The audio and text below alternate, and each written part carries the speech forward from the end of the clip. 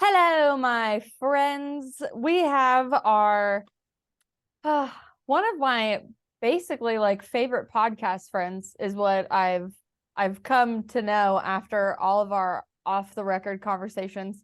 But Sean and I wanted to do an info episode today with you guys, touching on Odin, the misconceptions of Odin, and touching on a couple other things in Norse mythology. You just got into runes within the last couple months, I would say. Is that Yeah. right? Yeah. So, Yeah. like the first time I met you, this wasn't a part of you at all. You were on a completely different path. We really didn't talk about anything spiritual in your first interview. And then Yeah. we did your follow-up interview. What you like messaged me, you're like, I'm ready. I'm ready for my follow-up. When am I coming back on? And we got on the next couple days. The transformation that your spirit, your soul, everything about you had was, I mean, inspiring to me, but it was also really cool to see you dive into your roots, like roots that you didn't even know you could tap into or possess or anything. And you've just flourished in it. And you found through a lot of your studies that there are some discrepancies that are going to happen over time. We're playing telephone with time, right? So a lot of things get misconstrued with good intention and bad intention. And you wanted to come on today to talk to us not only about like your relationship with runes and Odin and all of you connecting to Norse, but then we have these really cool books that we both grabbed, and we wanted to show you guys and pull some stuff out and just really bring Norse mythology to the forefront of our conversation today. So Sean, yay, thanks for coming back. Thanks for having me. Dude, before we get into it, I gotta say, man, I've never been a real fan of Celsius, but this Celsius, like sparkling mandarin marshmallow, sick. So good. Sparkling water, is that what that stuff is? I thought it was an energy drink. It's like an energy drink, but it's like a sparkling water energy drink. It tastes like mandarin and marshmallows. It's so good. Huh. I've seen my husband drink them, but I really like if it even looks like an energy drink, I won't touch it. I used to be addicted to energy drinks. It has zero sugar and it's just so good. That's so interesting. Okay, well I'm not sponsored, by the way. I know I'm you're not just a sponsor. I'm not sponsored. Don't Hey, Celsius, sponsor me either, but I got a latte today. You know what I'm saying? right? Celsius, if you want to pick me up and sponsor me, I'll stop drinking Monster, I promise. Okay, Duncan. Duncan. anyways anyways, yeah. So where do you want to start with Oh, man. Odin in general? Like, do you want to start about how it came into your life in the last couple months and like even what studying runes has done for you? Oh, yeah. So I think I've alluded to this before in the recording that you guys will hear months from now, Mhm. but I really try to find my place in the world, right? I'm trying to find where I fit in. I've been in many different denominations of Christianity, from like Mennonite to Apostolic, Pentecostal, non-denominational. I got to this point in my life where I was like, dude, I don't feel like I fit in anywhere, right? And so started doing a bunch of research on a bunch of different religions, like Satanism. First off, Satanism isn't as bad as everybody thinks it is. Um, yeah, Muslim, Buddhism, and I kind of stopped. I was like, don't need this journey, don't want it. And it just so happened somebody was like, hey, man, watch Vikings. And I seen a bunch of people talk about Vikings, and I was like, all right, you know what? Like, I'm gonna check it out. I'm gonna look into it. I'm gonna see what it's about. And so I started watching it, and I fell in love with how Vikings were portrayed through this TV show, because they were warriors, they were fighters, but they were loyal to their family, they were loyal to their tribe, they were loyal to their people, but they fought for what they wanted. And there was something about that I was like, that resonates with me so much, right? I've never had anything handed to me. I've always had to fight for what I need, fight for what I want, fight for my own approval for my person, right? But then, like, on top of that, I'm loyal to the people that I'm around. I would literally cut my right arm off to make you feel okay if that was possible. So I started diving deep into, you know, a little bit of research, and then the heart of Odinism came in, and I don't think you know what the heart of Odin. You may know what the heart of Odinism is, but it pretty much states. Today, bro. So the heart of Odinism, it says we don't bend the knee in supplication. We don't ask or beg our gods for anything. Rather, we ask them for the strength to achieve our goals. And when I seen that, I was like, it was like a punch in the gut, dude, because like I don't believe in bowing to anybody. I bow to no man, right? I've had people say, "Oh, you know, this person bows to." I bow to no man. I'd much rather die on my feet than you know, die on my knees. And you know, I've always kind of rebelled against this idea that I pray to a god or gods to give me something when all I need is the strength to do it. Right. So I was like, fuck yeah, this resonates with me so much. And so I started doing some study, and then I stopped because you know, human nature, we get comfortable in the positions that we're in. And so that human nature of me, I was like, man, I know enough. I'm good. Life happened. December happened. You guys will hear about it later on. Then you know, about a month ago, I walked into a Barnes and Noble, and I didn't know what I wanted to get. I was just like, I need something to read because I'm fucking bored. And that's bad because I don't read for shit. I hate reading. So I was walking around, and I was in the religious section, and like West Virginia is part of the Bible Belt. Maryland's part of the Bible Belt. That's not me. And I seen this book of runes, which is like a whole sentence. It's this and then a bag of runes. And I was like, oh, it spoke to me. It was like a light shined on it. And I was like, that's it. So I grabbed it. I started getting like buyer's remorse. I was like, I don't really need these. But something in me was like, take them home. Like, you need it. Take it home. And so, like, all right. And I was like, you know, I need something aside from Neil Gaiman. If you guys have never looked up Neil Gaiman, don't know who Neil Gaiman is, great author. He covers Norse mythology. He's also the author of American Gods. But I needed something other than Neil Gaiman, because Neil Gaiman, he breezes over, you know, the gods. He breezes over Norse mythology, doesn't really get into anything heavy topic. And so I was going toward the exit toward the mall, and then I seen this The Tales of Norse Mythology by Helen Gruber. And I was like, holy shit, grabbing it too. So I grabbed it. And I came home, and I shot Cheyenne a message and said, look at what I got. She was like, fuck yeah, dude. So that's where we are. Accurate. Completely accurate. Completely accurate. But it's weird. You know, I've since I got into like Norse mythology way back, you know, I've always been infatuated with the berserker, right? If you guys don't know, the berserker was an assassin, but he was a lone assassin. So he lived out on his own. He was secluded. He covered himself in bearskin. People called on him when they needed somebody to disappear, but didn't necessarily want to do it themselves. He was a gun for hire, pretty much. And I've always resonated with that, even before I even knew what it was. Just the figure of the berserker. He just looks like a mean son of a bitch. And he's got this gnarly ass bearskin like helmet, like headdress. And I was like, man, that's a bad motherfucker. And leading into my phase in life right now, I share with Cheyenne, I was told that it resonates with me so much because that was one of my past lives. I was a berserker. And so I was like, fuck, this makes so much sense. So much so, like, I wanted to get the berserker rune right on my fist.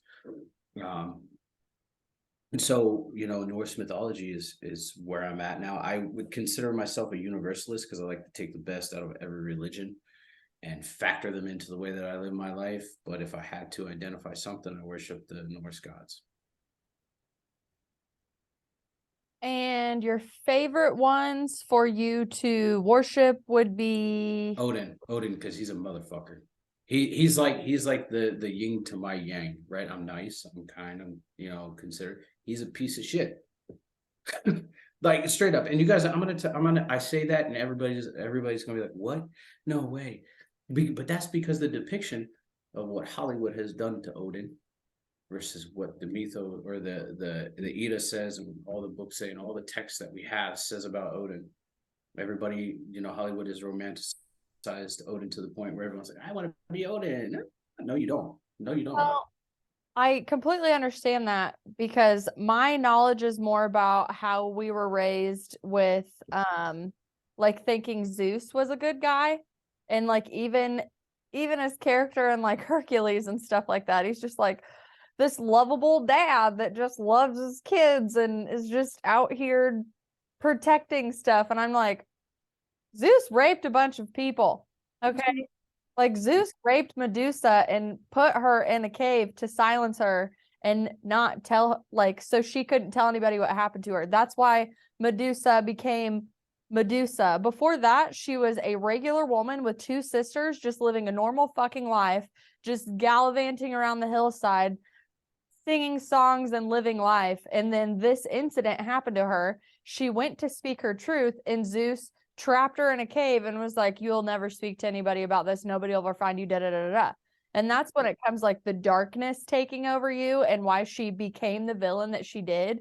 But her power was, if you like looked at her with just like the disgust that you had for her from fearing her, she would turn you to stone. But it's because she never got to tell her truth. She was never able to get the justice of what this hierarchy man did to her. And then Zeus throughout the times is just depicted as just this wonderful, wonderful god. And that's not the whole story. So the thing that I like about Odin is, yes, he's done some amazing things. He's done things that are just truly unimaginable to us, whether you want to believe it's just a folklore story over time that he never really existed, or whatever you want to believe. But he throws it out on the table. He's like, this is how I took over kingdoms. This is how we raped and pillaged. This is how we did this. And yep, this is how I got my wisdom. Like, it's mind-blowing, but you really have to just kind of like take your hat off to somebody that's like, yeah, I'm the angel and the devil. Yeah, absolutely. Fuck with me. Yeah, exactly. And I think it's just crazy, like how people have had experiences with Odin, when they've asked for him or when they haven't asked for him. In history, right? You were talking about your friend that's had him. I've had him, and I know other people have had him, and it's astounding, right? Because it's like, and I hate to compare, but if you look at Christianity and you say, God, give me a sign, what's the likelihood of that's going to happen, right? Every single time. Are you gonna recognize the sign? That's the thing. Yeah, that could be it. But I know when I've been like, Odin, I need a sign because, dude, I don't know what the fuck I believe right now. Something's happened, right? And it wasn't even me looking for it, right? It was small, subtle things that if I didn't look and I didn't see them, I never would have noticed. And that's what was so profound to me, right? I guess it's more along the lines of asking the right questions and requesting the right things. So yeah, and on top of that, I like Odin and I worship Odin because, and you guys will hear a little bit later on that Odin didn't sit around and just wait for shit to happen, right? He didn't say, "Oh, I will acquire wisdom one day. Oh, I'll acquire the knowledge to read runes one day." Now this motherfucker went and sacrificed some things, right? And I respect the shit out of that. If you're willing to sacrifice things for a higher purpose, a greater knowledge, a higher understanding, to me, I have more respect for that than somebody that's going to wait around for the world to change. I mean, I could even translate that into modern times where, oh, what is it? It's either April 15th or April 19th. I have it on my phone. It's like the date of my spiritual awakening. So I consider it like a birthday for me. So like Cheyenne was born February 7th, 1991. And then I was reborn on this date. So this coming April will be my 4-year anniversary. So I still tell people, like I'm 4 years old because I'm relearning everything. Like I'm breaking all of all the shit that was told that I was and was supposed to believe and all this stuff. Of course I lost my train of thought on that because I get excited about my new birthday. Fuck, what was I saying, Sean? I don't even know where I was going with that. I don't know where you're going with it because I'm not in your brain. I know, but it had something to do to connect with you. Odin. Yes, okay, thank you. So after I went through like coin term spiritual awakening, I did find that it was harder for me to talk to people the way I used to talk to when I was like basically asleep, is what I'm just gonna say.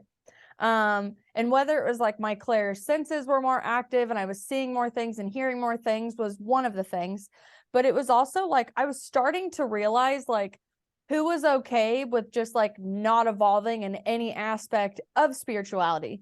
They were totally fine with eating the cake of Christianity or whatever religion had been given or passed down to them from their family members and just being like, this is what I believe. I'm fine with this. Like, I'm not going to go out of these parameters. And I've never been like that, even when I went through multiple churches trying to figure out like what the hell's going on. And like, again, like I still talk to Jesus because I've literally talked to Jesus since I was a kid. I haven't been talking to the Christianity Jesus, but that was the first one that was introduced to me through the churches that I went through. When I later went through like Ascended Masters, the Essenes, and all of that, I 100% believe I speak with Jesus from the Essenes, from the curriculum of the Essenes, and I understand his take on unconditional love and love being the highest frequency in the universe. So I do talk to him, but I know that it has confused people because I'm so far out there in studying anything spiritual that they're like, wait a minute, you believe in Jesus, but you read tarot and you meditate and you do like these are not all Christian things. And I'm like, whoa, whoa, whoa, buddy. Whoa, like there's so much more to Jesus than just this like one Christianity thing. So I have really struggled in the last 4 years. Like it's kind of like new levels, new devils. But when you let go of people, as you know, you do vibe higher and more people start coming in that are on your frequency. And it's not like it doesn't hurt like fucking hell when you lose those people because you sure as shit love them. But there have been times where I've gotten with people that I love more than anything. And they're just fine believing in stopping with that belief and just being like, yep, this is as far as I go. And I am hungry. I am hungry for knowledge. I'm hungry for yearning. I was not a good student when I was younger. I was really bored. The only time I got really excited was when like we got to pick our own projects and our own reports and we got to deliver them ourselves. I would be really good. But other than that, like I was always bored and I truly thought that I was like dumb and a bad student. And I mean, my grades really just tried to reflect that too. I was like, I don't know how you guys get straight A's. This shit's so fucking boring. So then after my spiritual awakening, I've always been a really big book reader too, but I've been building a metaphysical library since I dropped out of college at like 18, 19. And I realized how much I really enjoyed learning this stuff. I had no idea how I was going to apply it to my life, but I really fucking enjoyed reading all this stuff. And now it's been 4 years. It'll be 4 years in April. And I have books on everything because I'm just so hungry not to attach myself to anything. I'm not yearning to fit into a certain religion, a certain theology like you use the term universalist. Is that what you said? Yeah, totally stealing that from you because I feel it all comes from the same place at the end of the day. I really do just think it's translated differently for times and people.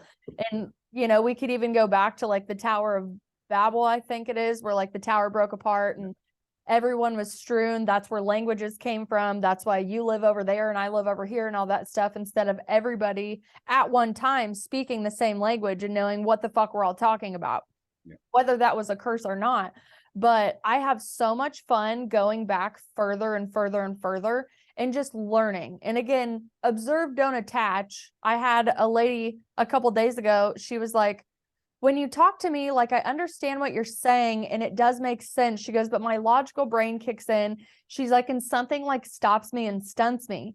She goes, so I'm really curious how you're able to digest all of the different conflicting informations that you go through and interview all the time, and you're still like so accepting and so open-minded about it. And I'm like, I'm not branding myself with each conversation, right? Like I'm learning from everybody that I talk to. Everybody that talks to me, you are not only presenting yourself to Cheyenne, but you're presenting yourself to my intuition. And my intuition is gonna, like you, when you saw the ruins, it was like, do, like it sticks out to you. You're gonna be like, that's for me, that's not for me, that's for me, that's not for me. For my journey. Might not be for you. What you get out of this conversation and I get out of the conversation, not gonna be the same thing. But we're still talking about Odin and Norse mythology. Yes. And I'm a big fan of Freya. I've always been a big fan of Freya. Before I even connected my like ancestral roots all back to anything Norse, I always wondered, again, just from the Christian programming that, you know, we don't believe in anything like that. Yeah. I was like, I feel an attachment to this person. I don't feel it's evil to look into this. And I've had discussions with, I don't want to call them like closed-minded people because I think that's rude, but just people that are just good where they are. And I find that that really is my biggest struggle now in the world, is there's so many people that are just like, yep, I'm good where I am. I don't need to evolve. And it's just proven to me, like, if you're not growing and evolving in any format of spiritual or growth or anything, I mean, ignorance just sets in. It's just default. And then like the jadedness kicks in. You have other people that are actually striving to be better versions of themselves or just know more, even though you can't know everything. And yeah, it tends to sometimes make me like really socially awkward. I love doing the podcast like you do. Like we're in our own little safe spaces. Like I staged this shit before I called you, you know, like I did some yoga, did my stretches.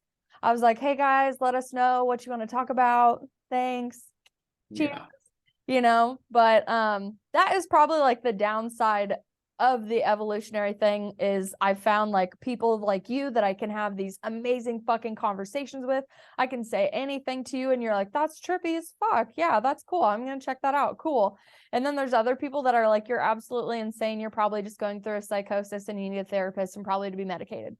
Yeah. You know? As a society, and I say as a society, just blanket statement, we've stopped trying to evolve. We've stopped trying to pursue the things that matter, right? We've looked toward technology and we've advanced technology, but yet we're destroying everything else, or we're letting everything else be at a standstill. And that's so true when it comes to religion, right? And you hit on it, you know, going into a scenario with an open heart, open mind, because you learn something every single time. And that's what I do. I go into every scenario, whether I'm talking to veterans who are just getting into recovery and I'm sitting there and I'm talking to them, I learned something from them, because I could be year 3 sober, and those day 1 guys have a knowledge that I don't have. And it's like, well, okay, you know, I feel like if I go into a scenario, open heart, open mind, I'll receive something. But also it's the same, it's true with religion, right? If you go into a religion, one religion, with an open heart and an open mind, you're going to receive something from that religion or from that text that you absolutely need, right? I do AA from time to time. It's a Christian-based, pretty much Christian-based program. Is starting to become more accepted now as more of an open, you know, religious belief system, where you can believe a doorknob, you can believe in a doorknob, and that's your higher power. But if you go into everything, you'll receive exactly what you need, maybe not what you want, but what you need. And that's what I've tried to do, right? So like I said before, I studied up on Satanism, and everybody says, oh, Satanism bad, right? Well, it's not really. It's self-worship, right? You're your own God. Nobody's higher than you. You know, they don't turn the cheek if they get hit in the face, right? They don't seek revenge, and all the misconceptions that people have heard about them is completely bullshit. Some of my best friends are Satanists. Some of my best friends are Norse pagan, Christian. It doesn't matter, you know, because we can all coincide in this thing that we call Earth together and really impact each other. And so the universalist mindset is, like I said, when I take certain things from different religions and I pull what I like and I leave the rest, and it just works for me that way.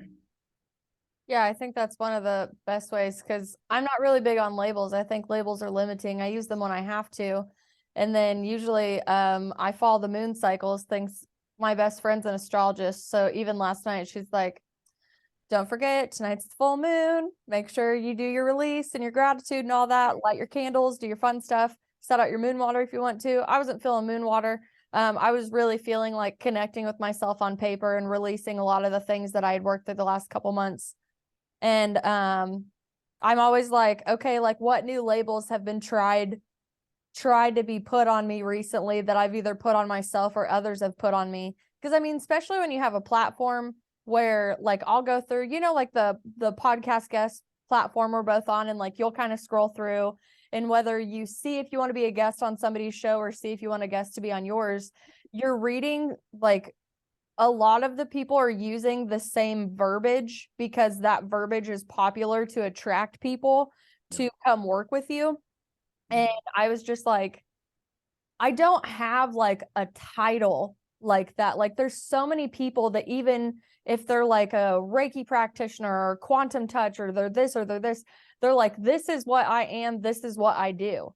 And I'm like, I do not have a title. Like my human name is Cheyenne and my spirit's name is Moonbeam. And if you want to know what I do, like you're probably just going to have like a conversation with me and we're just going to, throw some shit back and forth at each other and see if we kind of vibe.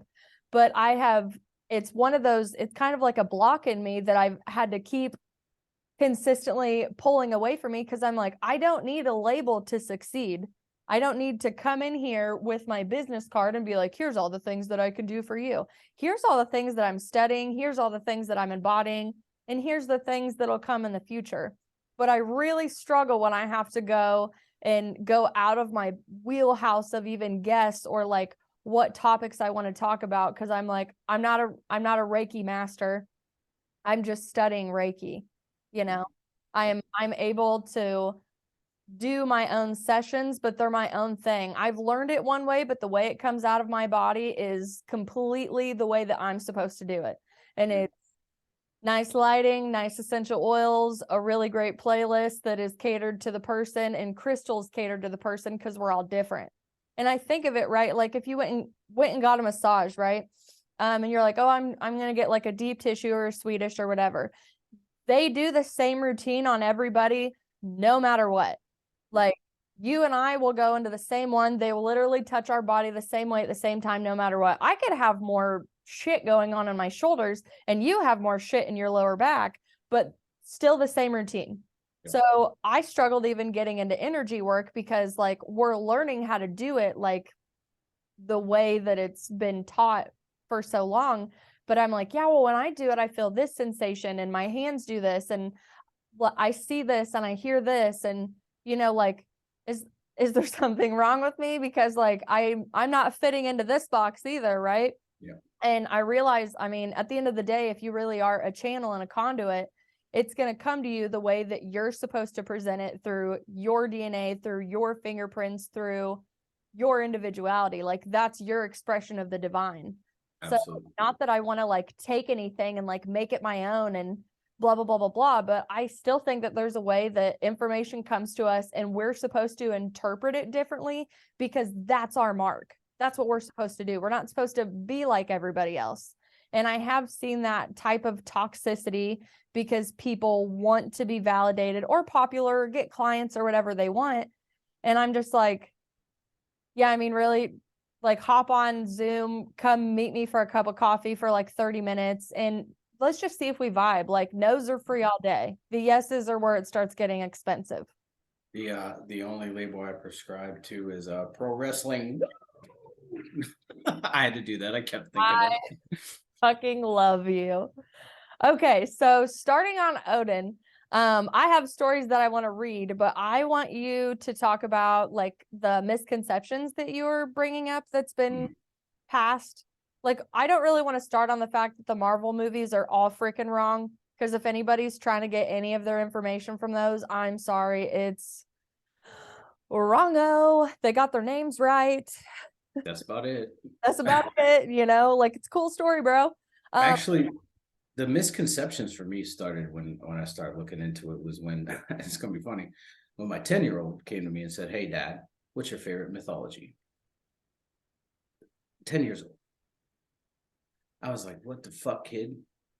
Like, how do you know what a mythology is?" And so, well, what is your favorite? She said Norse pagan. She said Norse mythology, and I said, "Oh, well, that's mine too." And she started telling me all these stories that I knew, and I was like, "God, kid!" Like, not even reading them. She's telling me these things, and I'm like, "What the fuck?" Blew me away, absolutely blew me away. And I was like, "Well, I need to get educated because like my 10-year-old is educating me, schooling me. I need to be able to tell her something." Did she learn it at school though? No, no, absolutely not. She has a book at home of all these different mythologies. Oh, very cool. Very Yeah, advanced for 10 years. yeah, yeah. And so like, so I was like, okay, that's crazy. And so like her and I got on the topic of common misconceptions, and she was like, "Dad, do you know that Marvel has it all wrong?" Literally said that to me. And I was like, "What do you mean?" She was like, "Odin, he's not fat." And I said, "I know." And she's like, "He's not happy." I said, "I know." And she was like, "Loki's not even his son." I was like, "I know." So real quick, what Cheyenne was talking about with the misconceptions of Odin.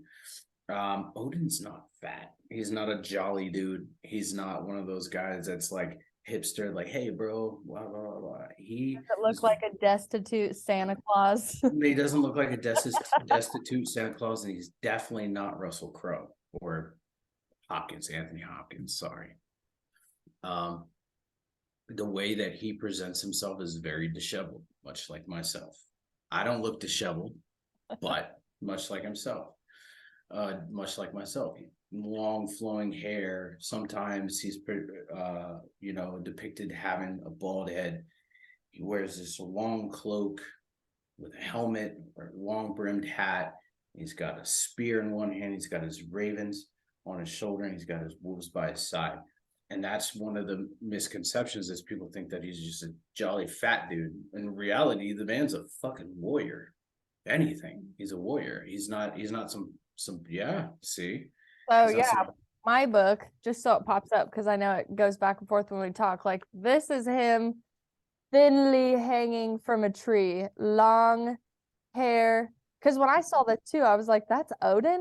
yeah, Oh man. Like even, I mean, I've fallen for the misconceptions as well, just because it's in popular culture. yep, yep. And another, misconception is that, I spoke on Loki. Loki is not his son. Loki is his brother. Um, and another misconception, which is that picture, and it's not even a misconception. It's more along the thoughts of thinking and logic, right? And I think Cheyenne's going to go into it, but Odin hung on a tree for 9 days to gain the wisdom of the runes, right? And really what they meant and how to read them and how to project them into life and speak life into them. But he hung from a tree, right? And part of the way through, he sacrificed, his blood and his flesh, so much like the Christian Jesus. He took the spear and put it in his side. Now, if the man's hanging from a tree, can't necessarily go down and grab this spear that's on the ground. So, my thought is he had to have hung from his feet, because not only there's also some depictions of him hanging from his feet. Can't reach down if you're hung by your neck, right? You're reaching down, it's not going to happen. So he had to have been upside down. And then on top of that, what they talk about after he gains the knowledge, after after the runes present themselves, because of his sacrifice, he reaches down and grabs them. You can't necessarily reach down if you're hung by your neck. You gotta be hung by your feet. So that's why he's called a hungman. But also, Odin has a fuckload of nicknames. The Allfather. Do you know why he's called the Allfather? No, you're teaching me today, remember? Okay, all right. Remember? Okay. Yeah, I remember. I was just asking. Anyways, he's called the Allfather. People think that he's called the Allfather because he's the beginning of everything. He's the beginning of all. In reality, he's the Allfather because he accepts everybody, right? If you look at Norse paganism now, everybody is accepted. I can't tell you how many times I've gone on TikTok and there's been people that are saying, hey, I'm trans. Do I fit in the Norse pagan religion? Yes, you do. You're accepted. Hey, I'm gay. Hey, I'm this. Hey, I'm that.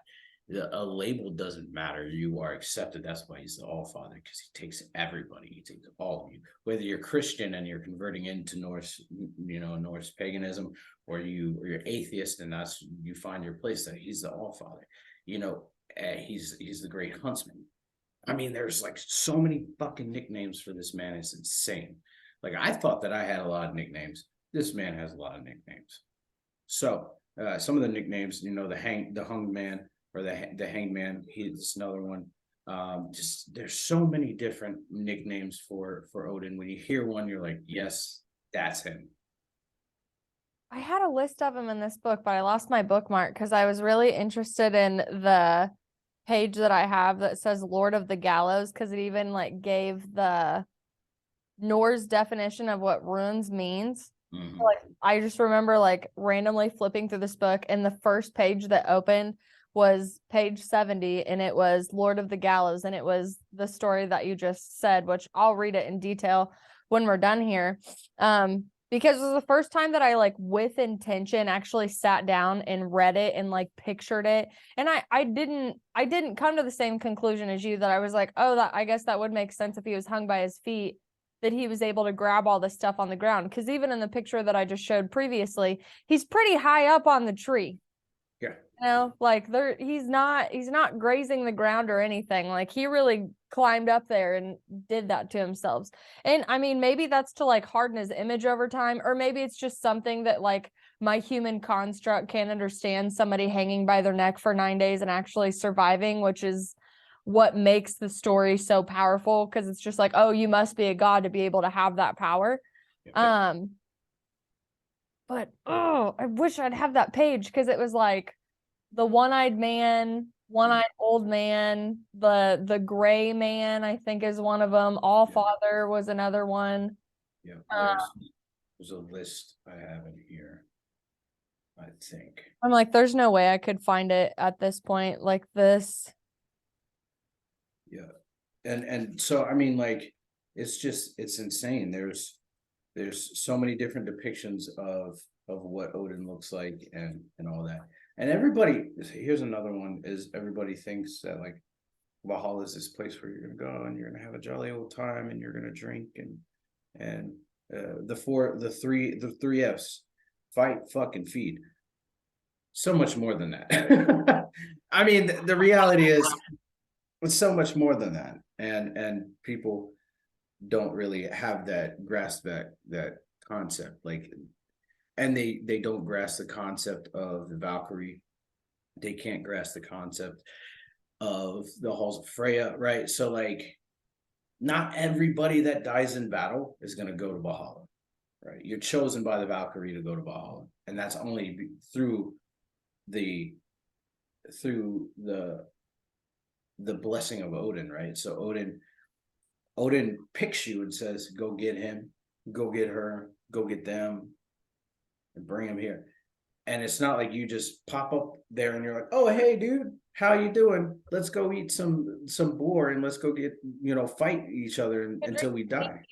Yeah. You're actually invited into the halls of Odin. You're brought in, you stand in front of Odin. Odin personally says, welcome to the halls of Valhalla. This is where you spend the rest of your existence. And that's it. Like, you just you sing, tales of battle. You eat, you drink your meat, you go out, you fight great battles all the time. When you die, it's kind of like you hit a reset button. It's crazy because you boom, pop right back up. Boom, you just keep doing it until the bell rings, and then you come in, you eat, boom, it's all over again. The Valkyrie are there, and they cloak themselves as like virgins or whatever, and then it's fucking wild. It's madness. But again, it still shows like whether it's mythology, religion, theology, whatever, like everybody has a place, and they're like, hey, if you believe this is where you're going. This is what we're offering. And I'm like, where what dimension is that in? You know, like my Yeah. little science brain kind of kicks in. I'm like, what frequency are you Yeah. vibrating on to where your soul's essence actually goes there, you know, based on what all of us believe? Yeah. Because I'm a little past it's just heaven and hell and earth between. Like there's definitely more going on in the frequency realm, especially with all the really fun UFO stuff coming around, whether it's government themselves or there's actually, you know, higher activity going on. But it still makes you wonder, like, where are you coming from? And I'm really into densities, frequencies, and vibrations and dimensions more than I am, oh, there's just a bunch of sky up there. Yeah. You know. Mhm. I will say I do not know how to pronounce the tree that he hung himself on. It's Yeah. YGGDRAS. Yesterday, yesterday, You did a fantastic job. the world tree. Yes. And I guess I like Avatar is one of my favorite movies, 1 and 2, and can't wait for the last one to come out. I think they have 2 more coming out. But I always found it that it said it was the epicenter of the Norse cosmological system. So that reminded me of like Home Tree Avatar when I was reading that, especially because I mean that's where the war was fought in an Avatar, but that's where he decided to hang himself. Which, do you mind if I read the story in full? Go for it. Go People? for it. Okay. So again, this is from the Definitive Guide of Norse Mythology. If you want to pick up your own, this is page 70. It's called Lord of the Gallows. Like you said, I'll read past. I'm still going to read the part where, because it says in this book, he's still hung from his neck, and that's how he's depicted. But I still love the actual thought process of the fact that it would make sense if he hung from his feet, even though he still slashed himself with a spear, which is, ow, right? Sounds painful. But it says, before Odin set out on his quest for knowledge, the runes, an ancient set of alphabets used in the earliest Germanic languages, were hidden from the world. The word rune literally means secret in Old Norse, and the true mastery over the runes was believed to be the key to many forms of sorcery and spiritual abilities. Odin, eternally eager for knowledge and the gathering of secrets, knew that the runes were hidden at the bottom of the well of, is that Urd? U-R-D? Right? Okay. One of the potent magical wells that feed the roots of the tree that I can't pronounce. The runes had a will of their own, however, would not be revealed to the unworthy. An act of sacrifice and bravery was needed before they could be understood. So, refusing assistance of any kind from the other gods, Odin hung himself by the neck from one of the highest branches of the tree and impaled himself with his magic spear, determined to endure until the runes revealed themselves to him. He stared down into the well for 9 days and 9 nights without food or water, bleeding and freezing in the brutal winds of the high branches, half dead, and on the 9th night, the runes finally revealed themselves to him. In moments, the shapes of the runes were burned into Odin's mind, and he understood all the secret knowledge they held within. Finally, with a scream, which is probably where the infamous Viking scream comes from, Odin cut himself down from the tree, armed now with a series of spells, charms, songs, and secrets that only he would ever know. Odin carved magic runes upon his sphere, into the teeth of his horse, and upon countless other creatures and objects, marking them with unique powers, protections, and abilities. From then on, he was known as the patron god of the gallows and of the dead, as some part of himself died that day in exchange for knowledge. Yep. Wow. Absolutely. Yeah, and I just remember reading that for the first time being like, wow, how powerful, how sacrificial. And like, I have a yearning for knowledge, but thank God I live in this time and place where it's everywhere. You know, you can do whatever you want.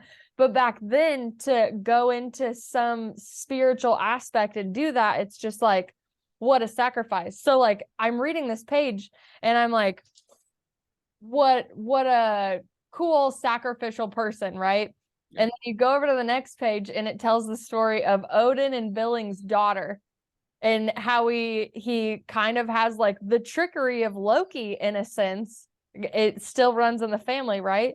And how he helps this king but gets this king and gets this daughter, and eventually what he ends up doing to her because she denied him so many times, which is what I found hysterical. But I was like, from one page to another, like, it kind of is like a Jekyll and Hyde in a sense, because he did do a lot of good stuff, but just the mischievousness of coming back and returning and, you know, like almost putting on a different face to try to trick her into marriage, so to speak, I just thought was extremely interesting and kind of comedic, but maybe because I like that sense of humor.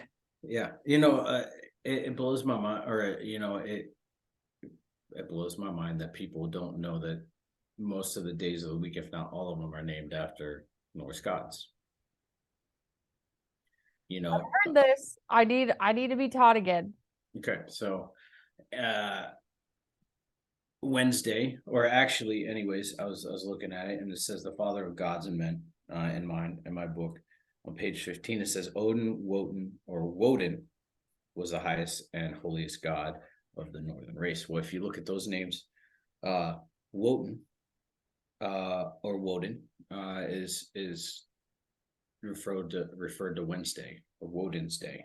So Wednesday, which when you look at historically, when the Norse would go worship Odin, it was on Wednesday, Woden's day. Oh, that's interesting. Exactly. And Thursday is Thor's day. And Tuesday, I believe, is Tyr's day, or is Tyr, the god of war. So I'd have to look at what every single god was named after. I think Friday is Freya's day. And so like each one of the days of the week is named after a certain god that's prevalent in Norse mythology. So that's very interesting, and a lot of people don't know that. But yeah, there is a lot to uncover about Odin, and a lot to talk about with Odin. We were talking about the spear, Gungnir, and that spear kicks off every single one of the battles. Is there magic to it? I don't know. I don't know anything. Yeah, so It's kind of like Thor's hammer and yeah, trident that I can't think of at the time. Mjolnir, yeah. Okay. So Gungnir was made from the branches of the world tree, and when it's thrown, it never misses its mark.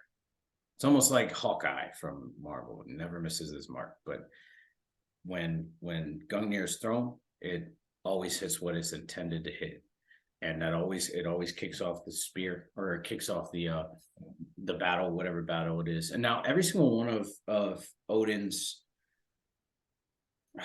the lore has a reason behind it, right? The helmet is the helmet of knowledge. So I mean, he is already the most fucking all-knowing person in history, but that keeps kind of knowledge contained, I guess.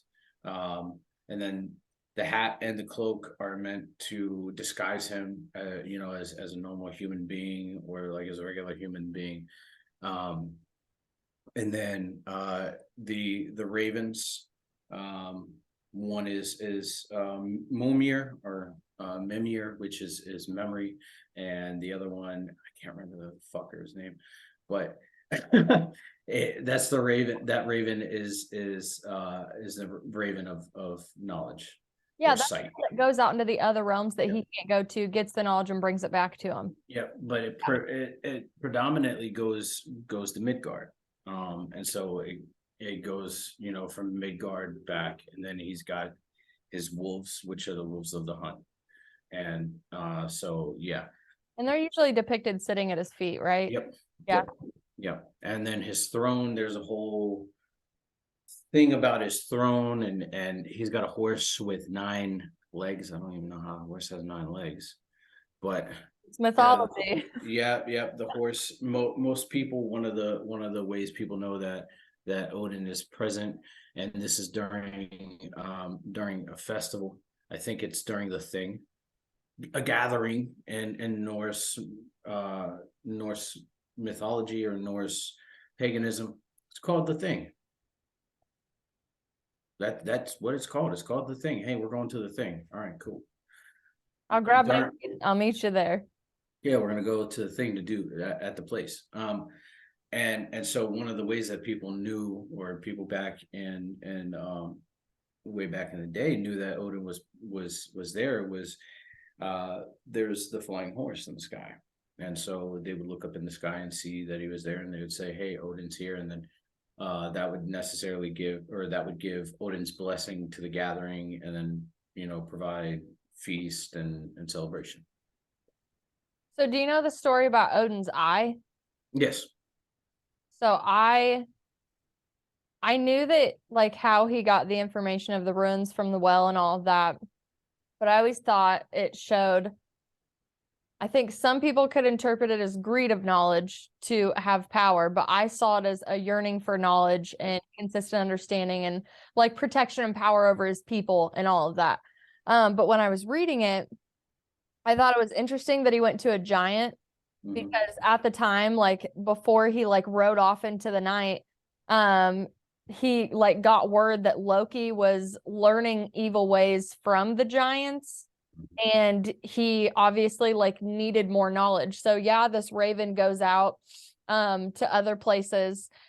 His knowledge is still limited to a certain realm, even though his raven can go far past that. So I really thought, again, he goes with his vessel, goes to this giant, and he's like, hey, I need some help from you. And he's like, well, I'll help you how I can. But, you know, every piece of knowledge kind of has a sacrifice in all these stories.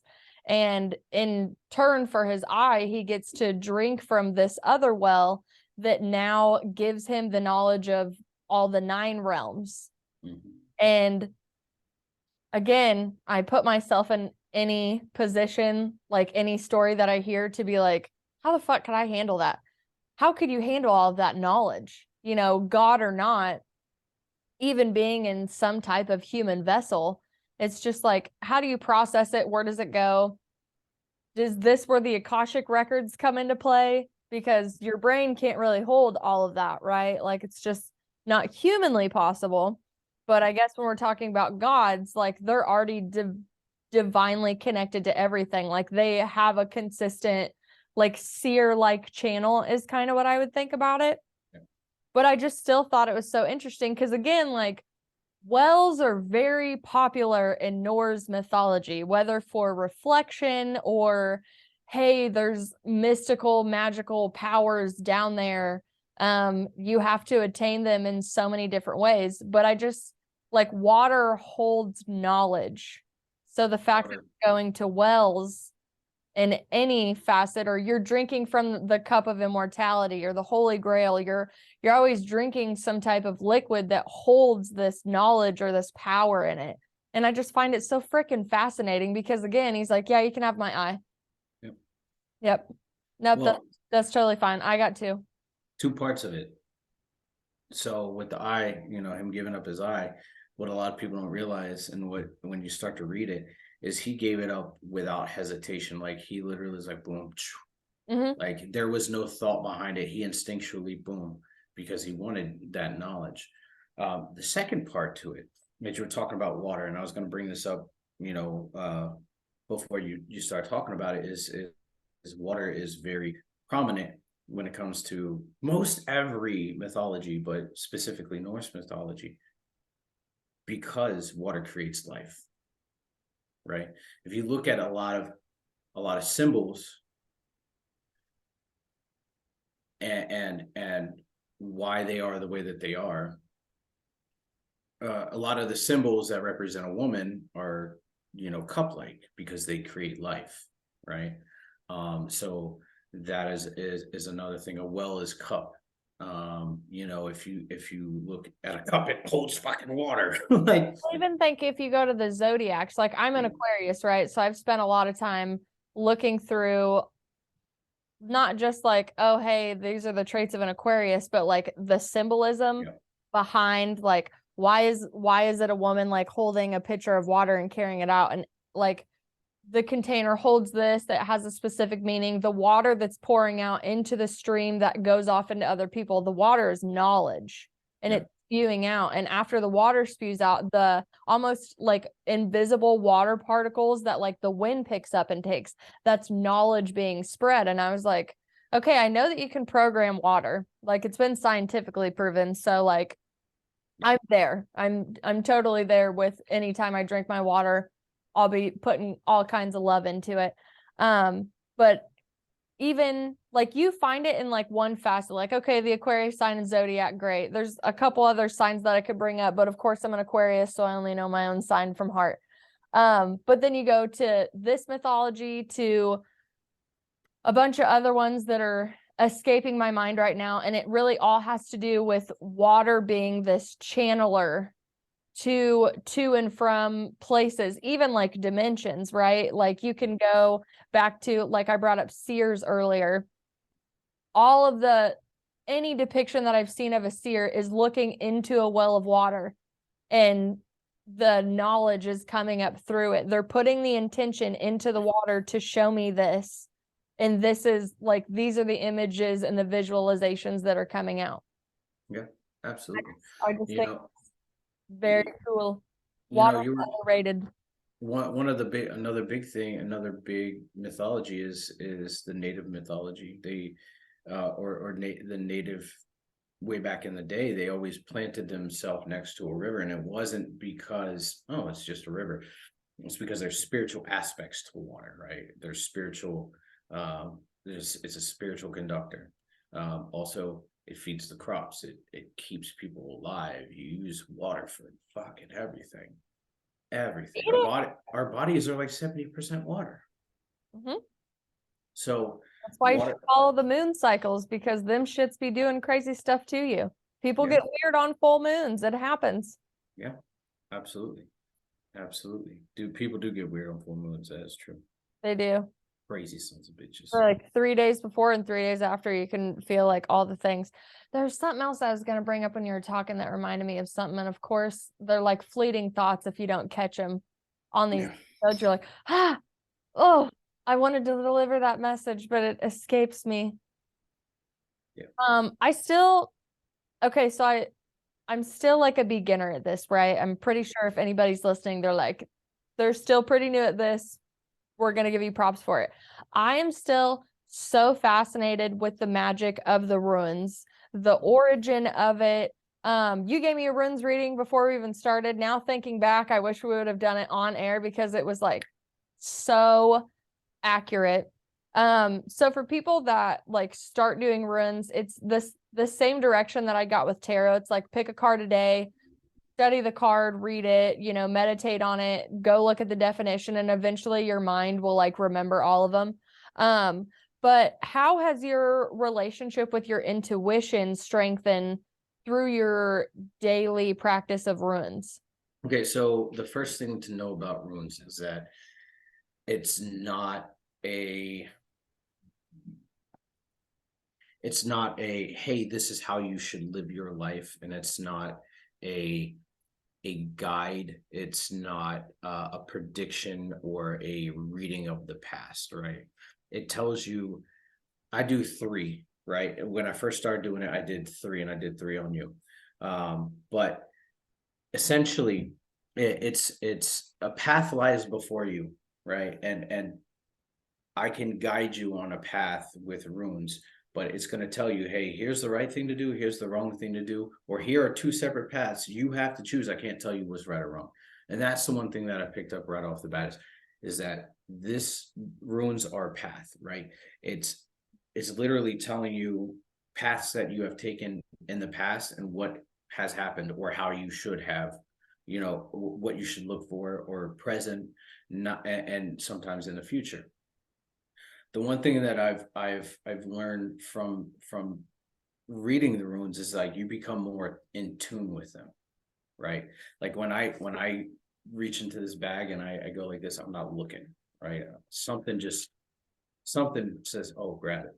So you grab it and boom, you put it down. And I always put it face down, so I'm not influenced by anything, and I'm not looking at anything before I do it. But I've learned to become more in tune with them.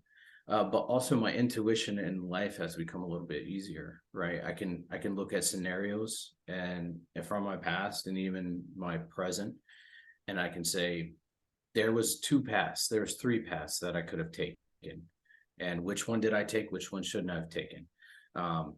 Was it the right decision? Was it not the right decision? I'm able to decipher that and really able to change those. And the crazy thing is, anybody can read them. Mm-hmm. Anybody can read them. People look at them, it's like, oh my God, rune reading, that is beyond my realm of capacity. Anybody can read them. My girlfriend, she reads runes. She's not Norse pagan. She reads runes and she's pretty fucking accurate. The thing is it's about intention. It's about meditation. It's about putting yourself in a mindset that you are going to get the most accurate depiction of what each one of those means to you in your current state, or to somebody else in their current state, not to harm them, but to give them a path, right? If you're at a crossroads, runes can help get you to that point where you're like, okay, I have three separate paths, four past one. I can go right back to where I was. I can keep going straight, or I can take these diversionary paths. Like, let's see what the runes say. And it can just really give you kind of like that guiding light on the way that it goes, right? It can prevent you from self-destruction. It can prevent you from pain, but that's ultimately if you're willing to set yourself on that path and keep going.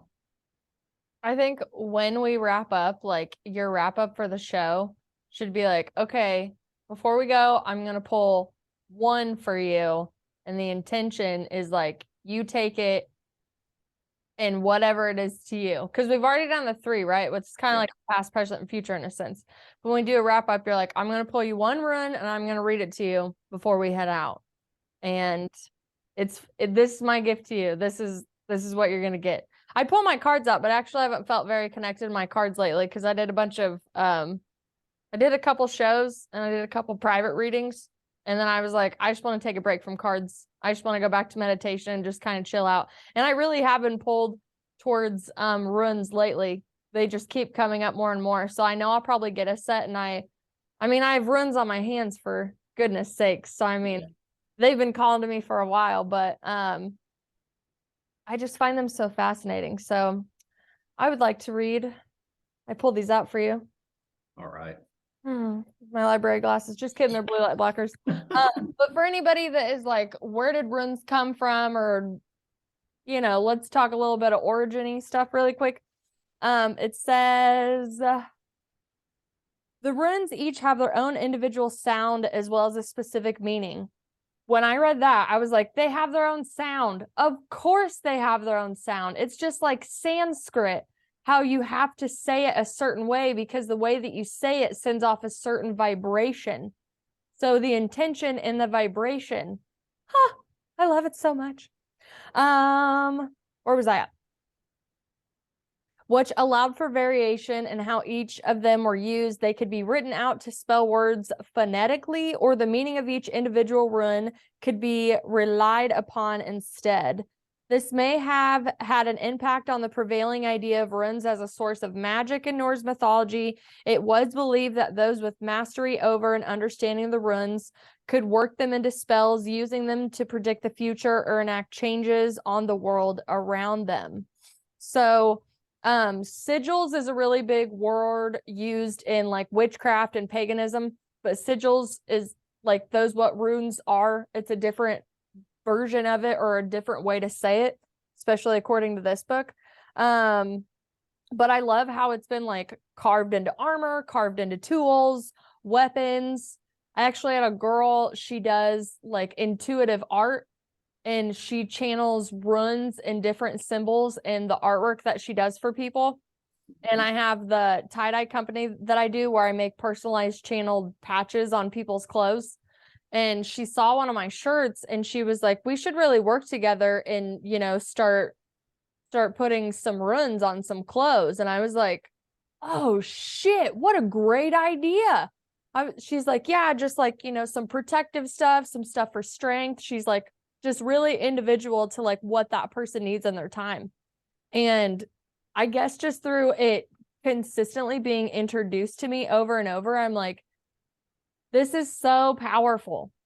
This is so powerful. I've done like sigils and candles for anything with unconditional love. I don't do like banishments or anything like that. I don't fuck with free will stuff. But like, so this one that I have right here, and there's also, I guess this should be said, just like languages are like modernized over time, there are different like sects of runes. Like if you think of like each family has their own set of runes that like mean the same thing. I think that's something really important to bring up, because I know there's like the ones that Odin got, but then over time it's like, this is this form of rune, this is this form of rune. So I actually do need to look back and see which one this is. That's the one that resonated to me. That's why I got it. I'm huge into energy work. I think that's a known thing now. So I found one that represents divine energy, and I put it on the most high frequency finger on me, and I put it in my left hand, because your left hand is receiving from the divine and then your right hand is giving out to the divine. So I had about 5 other runes at the time that I was actually going to get all over my hands. And then when I went to my tattoo artist and we decided like, what are the like, what are we going to keep? He was just like, okay, go ahead and choose them. And at that time, that was the only one that I really wanted on my finger based on the energy work that I was doing. So I put a heart on my other hand. So it was like all unconditional love that goes out regardless. This consciousness spiral is seen across anything, any civilization, any religion, it doesn't matter. I know it's depicted not necessarily on a run, but somewhere as far as like them understanding spirituality and consciousness. So every time I look down at that, I'm so happy that I got it, because I'm like, divine energy. Okay, let me go back in and look at all these other ones that it's just a symbol, like a simple symbol that's easy to carve, but the meaning in them are just honestly like magical and profound. It still blows my mind. Yeah. So I can find that for you and I can send it to you, what it is. But also what a lot of people don't know is that runes were actually the alphabet, right, for Norse pagan, or for Norse, right? They use runes as their alphabet. And even in Germanic and all these other, you can look back and you can see hieroglyphs, you can see parchment paper that was written on, that had runes on it, and it spelled out certain things. And I actually when I started diving deep into it, I started like writing it out, but it's not necessarily always accurate, right? So you have to learn to depict it, because not every there's 25 runes, but there's 26 letters in the alphabet, so you kind of have to decipher what means what and go from there. And it's also crazy because runes are open for interpretation, right? It's not always, not this one rune isn't set in stone, right? So the berserker rune isn't necessarily berserker rune. The berserker rune means something completely different. So everything is open for interpretation, and it's really how you take it and how you use it. Well, it's true. And I'm glad you brought that up. I did skip over that part because I was too excited to just talk about the other stuff that I talked about. But it does say the believed origin was around 150 AD. And before that, there wasn't like a writing system. So I find that fascinating with the way that we do after death, before death, after Christ, before Christ, all that stuff. And how like the numbers will go back and forth. So when you're really trying to picture like living before an alphabet or like a written way to communicate like that, again, I know that there's a pagan connection between like the Druids and Norse mythology. I know they're from 2 completely different places, but it really always brings me back to the way that the Druids gave their information, and they didn't write anything down. It was all memorized. You went to the elders. Respect the elders is literally a Druid term. You were respecting the knowledge and the wisdom that they were casting down to future generations. So in anything that I read, when they're like, oh, the writing was established in this year. Before that, there wasn't anything. Well, there wasn't anything for us to pick up out of the ground and go, oh, hey, people were writing shit down in this year.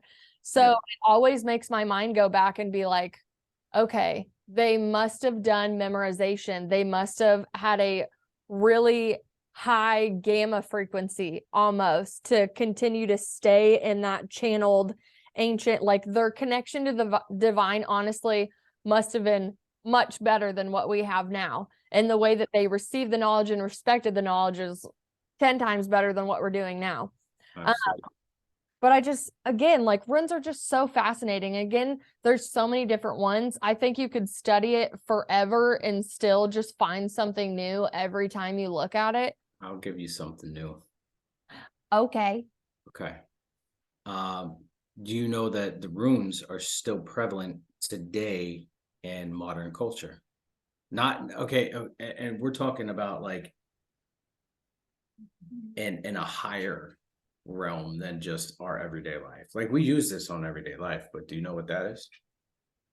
I just saw this the other day. You know what that is? Oh, okay. I know it's 2 runes. Yes, but do you know what this is the symbol Well, for? it's the Bluetooth sign, right? Yes. But then the guy, I'm gonna let you say it. Otherwise, I'll try to find the meme and read it off. I literally Okay. just found this the other day and it blew my freaking mind. That was the symbol for the family of Harold Finehair, one of the Jarls, one of the more famous Jarls also. His nickname was Harold Bluetooth. So they used that and they put it in a culture. Oh my gosh. I swear I can find, I just sent that to Andy the other day because literally anything Viking, Norse, anything I find, I'm like, Andy, this is for you, bud. But I just saw that Bluetooth thing the other day and it blew my mind. Of course, Yep. when I think it's at the top of a chat, it's not. Yep. And also if you look into the Orthodox symbol, that's also a pagan symbol. Well, if you want to get like hard left turn, there's actually a chapter in here that talks about runes and the Nazis.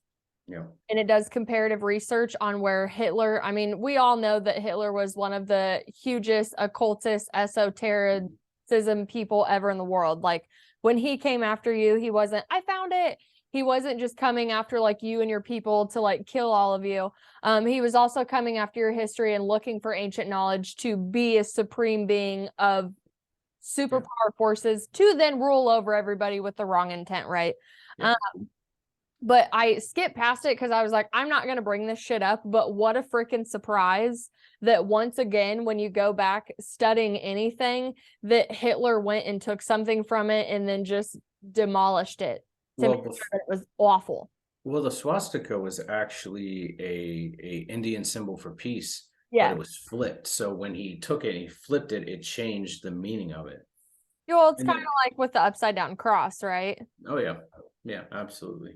Absolutely. I'll get this rune ready because I have a hard stop here in a few minutes. That's wonderful. Let me read that meme that I found you really quick, and then we'll do that. And then I have the outro music that I love playing.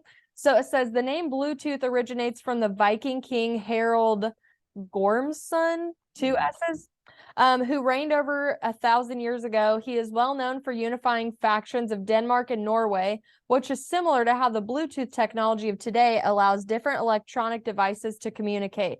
The Bluetooth logo is a combination of Nordic runes for his initials, HB. There's a debate about how he got his nickname. It is said that he enjoyed eating blueberries, which caused his teeth to turn blue, and that he had a dead tooth, which had a dark blue-gray color. But then if you zoom in, it has, quit being stupid, it has the 2 runes that they used. Boom. Yeah. Okay. Rune me, baby. All right. So I'm going to read this whole thing, but I'm going to read it in reverse because it's in reverse.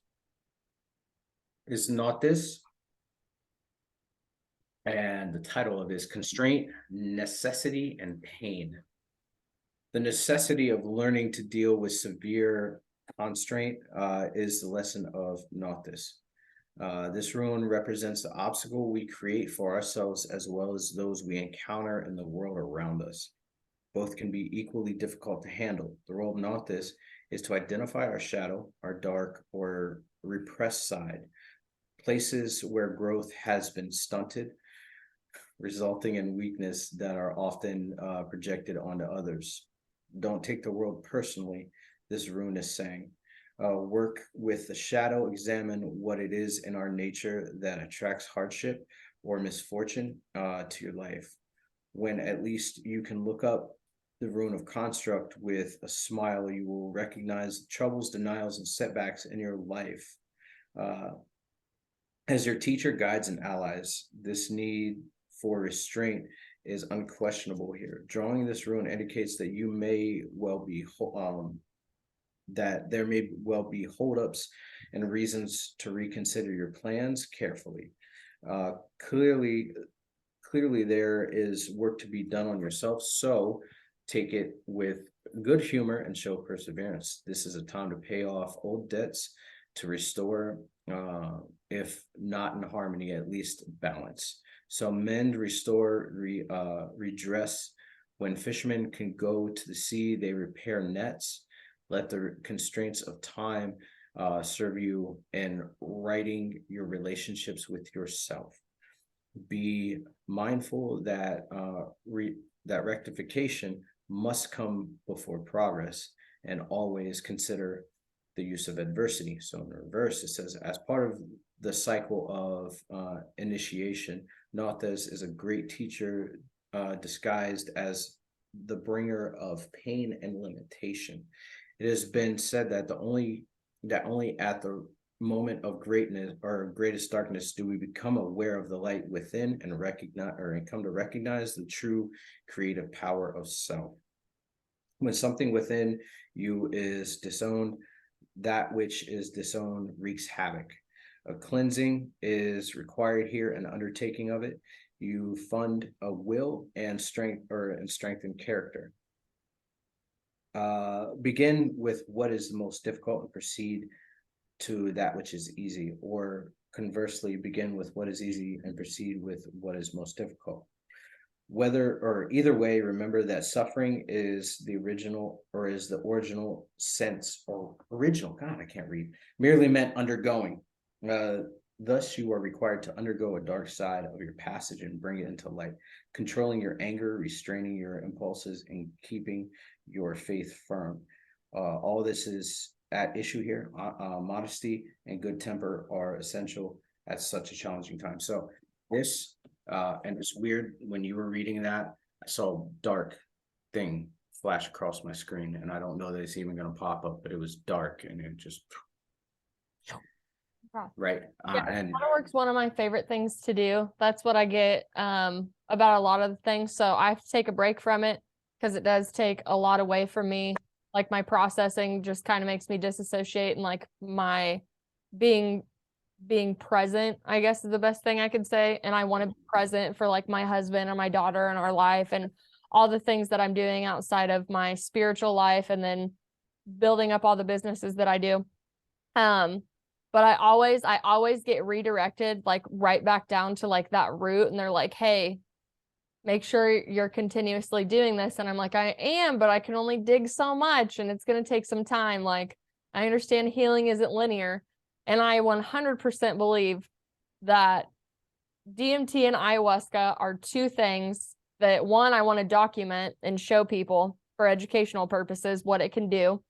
And I also I have a bag of stuff over here that I'm like, I will face this in Costa Rica on an ayahuasca retreat. I will finally be able to sit down with the right people, with the right shamans, and I'll be able to dig through this in the right supported space, right? Like, because it feels like a nuclear bomb in my root chakra sometimes. And I'm like, I'm addressing this. I'm writing about this. I've let a lot of stuff go, but there are certain things shadow wise that I'm like, let me know when I'm ready to go, and I'm ready to meet the mother, because I'm ready. I really am ready to like pull those roots out and like regrow like good trees, I guess you could say. But it's very affirming, and it's so great because the song I picked today is called Feel Better, and it's light and fluffy.